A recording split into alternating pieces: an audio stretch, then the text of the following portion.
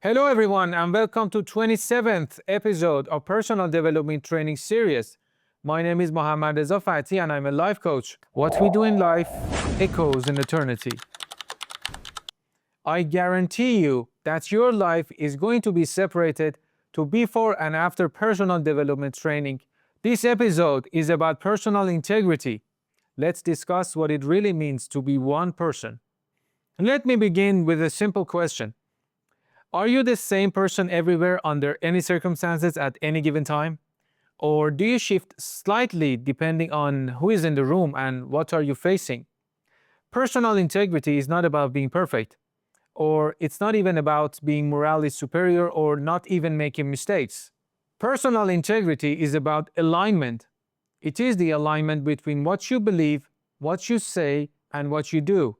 It is when your inner world and your outer behavior are not separated from each other. Integrity means you are one piece, not divided, not fragmented into versions. Because the truth is, most of us live in versions. There is the professional version, the family version, and the social media type, the private type, the stressed version, and the ambitious one. Integrity is the degree to which those versions overlap. And when they overlap deeply, you feel stable. But when they are far apart, you feel tension. That tension is not random, it's psychological friction. And today, I want to explore integrity not as a moral slogan, but as a lived experience. We will look at its dimensions. We're going to look at what it looks like in real life, and we will explore why it matters more than we usually admit and think. Number one, integrity between belief and speech. The first dimension of personal integrity appears in speech. Speech is the bridge between your inner world and your external world, right? You use speech and words to communicate between your inner world and external world. So imagine this scenario. You're in a meeting room at work and a decision is being made that quietly you disagree with. You see a flaw, you feel uncomfortable. But when your turn comes, you say, that sounds good. You see, it happens every day. It's not anything dramatic. And the meeting continues, the work continues. It happens usually in every workplace, but something subtle happens inside you. You just separated belief from speech. Now, sometimes silence is wise.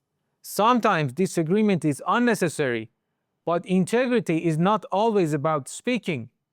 It is about whether your speech constantly contradicts your belief for convenience. Let me give another example. You're in a social group, in a meeting. A topic comes up, say politics, ethics, relationships, something meaningful.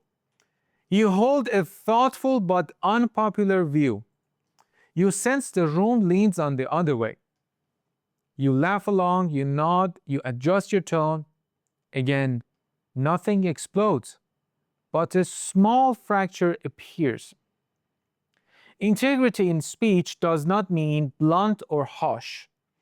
It means your words are not fundamentally disconnected from your convictions, from who you are. When that disconnection becomes habitual, you begin to feel slightly artificial.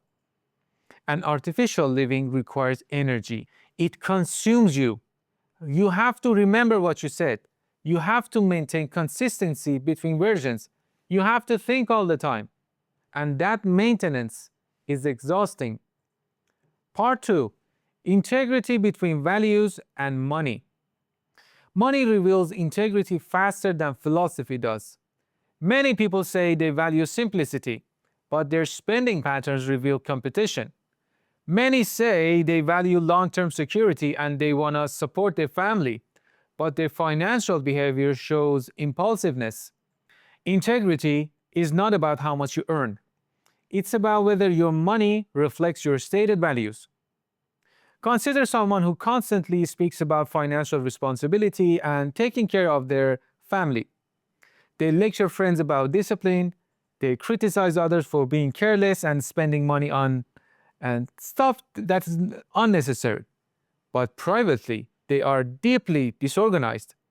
They avoid looking at their bank statements. They ignore debt and credit card. The dissonance between identity and behavior creates quiet anxiety. Or imagine someone who says, I don't care what people think, yet their purchasing decisions are shaped almost entirely by social image. Their car, their clothes, their vacations are not chosen for utility or joy, but for comparison. Integrity asks a simple question. Does your financial choice express who you say you are? Because money is not neutral. It is behavioral truth. You can say you value growth, but if no time or resources ever go toward growth, your action reveals your hierarchy of values. This gap does not make someone evil. You're a good person. It makes them internally divided. And division creates instability. You feel that void inside you sometimes? That's lack of integrity. Part 3, integrity in relationships. This may be the most emotionally charged dimension. In relationships, integrity is tested by fear. Fear of rejection, conflict, losing connection, losing intimacy. Many people sacrifice themselves quietly to preserve harmony. They say it's fine when it is not fine. They might say, I don't mind. When they do mind, they suppress preferences to appear easy and agreeable. At first, it looks mature, it looks calm, and it looks like cooperative. But over time, something erodes. Let me describe a common situation. A person repeatedly feels hurt by a partner's behavior. They do not speak clearly, they minimize it, and they avoid tension. Months later, resentment builds, not because the partner is necessarily evil, but because the self was repeatedly abandoned. That person is always neglecting himself. Integrity in relationship means your presence is real. You're not aggressive, you're not dominating, neither is the opposite person. But you both are visible. Your emotions are not hidden for approval. Without integrity in relationships, you can be loved but not known, not expressed. And being loved without being known feels lonely. You see? Part 4, integrity in professional life. The workplace often pressures people into fragmentation. There is performance pressure, there is hierarchy, and there is competition. Integrity here is not about being rebellious. It's about consistency under observation and without it. Imagine an employee who speaks strongly about ethics in public discussions. They position themselves as someone who is principled. But when a small reporting error could benefit them, they ignore it. See? Or consider a manager who demands transparency from their team but avoids admitting their own mistakes. These inconsistencies weaken credibility. Integrity in professional life is deeply connected to trust.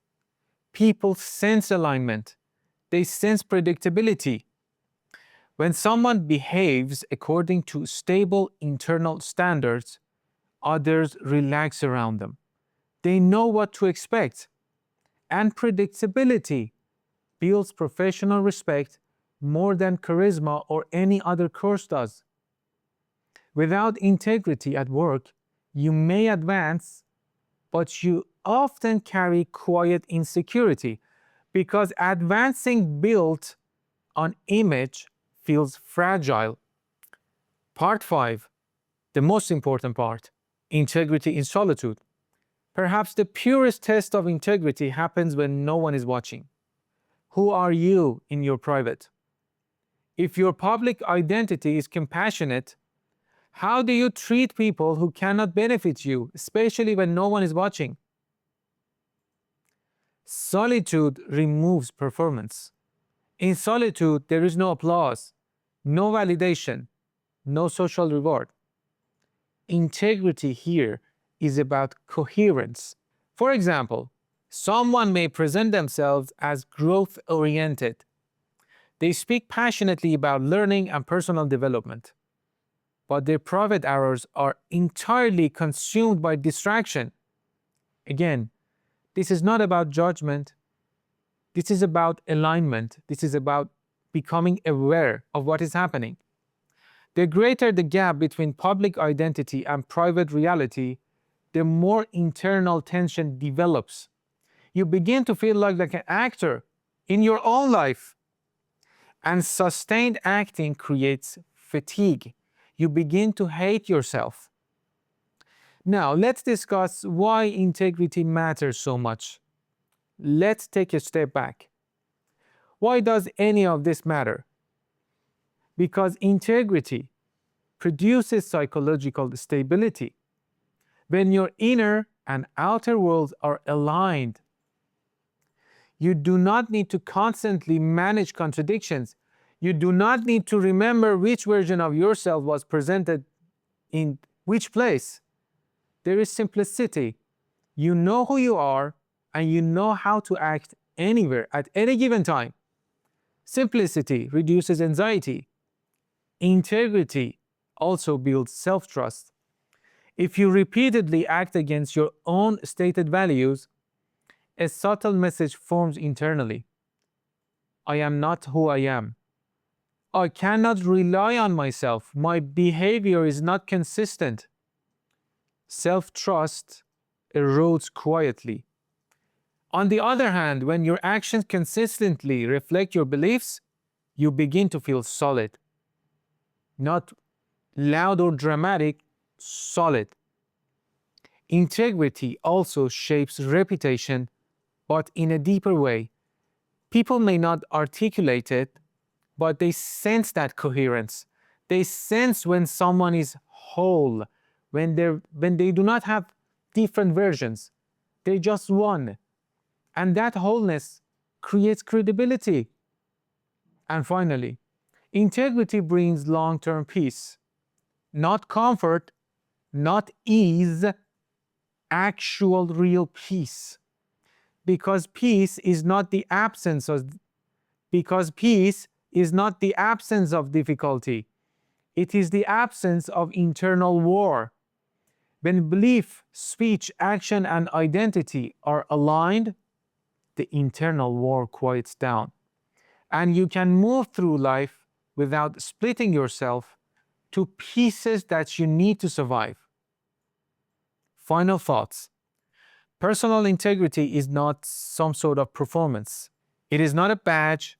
It is not a public announcement. It is an internal architecture. It is how your beliefs, your money, your relationships, your work, and your solitude fit together. You don't need to be flawless to have integrity. You need coherence. The question is not, am I perfect? The question is, how much distance exists between who I say I am and who I actually live? And in a world full of shifting roles and constant pressure, that wholeness may be the rarest thing that one could find. So the question is, are you whole? Do you have so many versions? In the next episode, we are going to discuss and investigate what are the techniques and pathways to actually build that integrity. What we do in life echoes in eternity.